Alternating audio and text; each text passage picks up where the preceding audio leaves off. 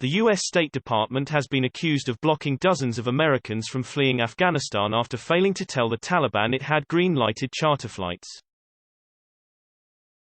On Sunday, Reuters reported that the delay had been caused by Biden administration officials not telling Taliban leaders it had approved the departures of the chartered flights from an airport in the city of Mazar-i-Sharif, 260 miles north of Afghan capital Kabul. An exasperated flight organizer hit out at the State Department over the fiasco, saying, "They need to be held accountable for putting these people's lives in danger."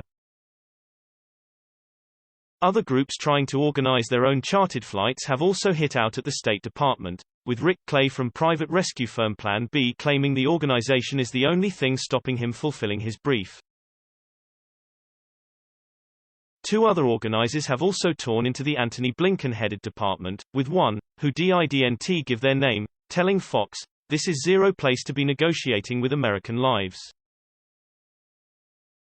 Those are our people standing on the tarmac and all it takes is a *************ing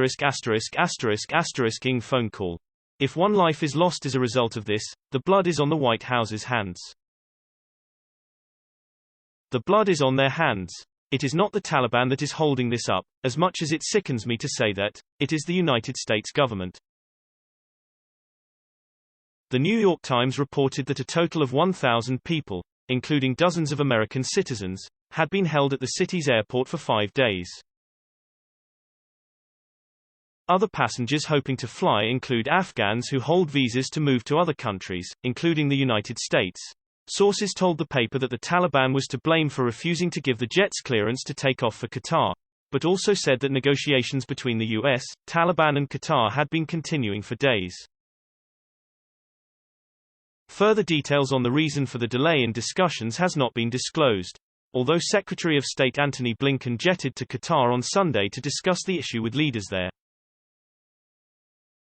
Earlier on Sunday, Republican Representative Michael McCaul appeared on Fox News also blamed the Taliban for the ongoing delays at Mazar-i-Sharif. His remarks, also reported by Reuters and The Times, claimed that 6 planes were being banned from taking off. The Texan lawmaker claimed the Islamist extremist group was using the jets and their passengers as a bargaining chip in the hopes of its newly victorious leadership gaining recognition from the U.S. government. But Marina LeGree, who founded non-profit Ascend, says the 34 people she had hoped to get on the charter flight were not being held hostage. She said that, while currently barred from flying out of Afghanistan, the Taliban had allowed the prospective travelers, several of them women aged 16 to 23, to leave the airport. McGree explained, "The pressure is building. The crowd is growing. It's just a nasty scene. For us, we can't go back. The girls are terrified. My girls are all Hazaras. Going back is just not an option. They're truly desperate to leave."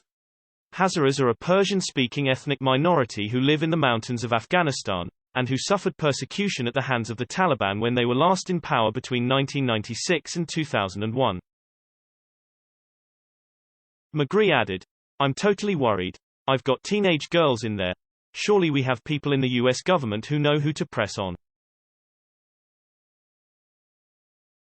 We can't fix Afghanistan, but this is one thing we can fix." Pressure on the U.S. government to break the logjam grew further after another Republican representative, Mike Waltz, called on the State Department to work with non-government organizations which are trying to clear the charter flights to take off. A State Department spokesman disputed claims that Americans' safety was at risk, but said the lack of a U.S. presence in Afghanistan made it impossible to confirm the details of charter flights, including the number of U.S. citizens hoping to get a seat, as well as the plane's intended destinations.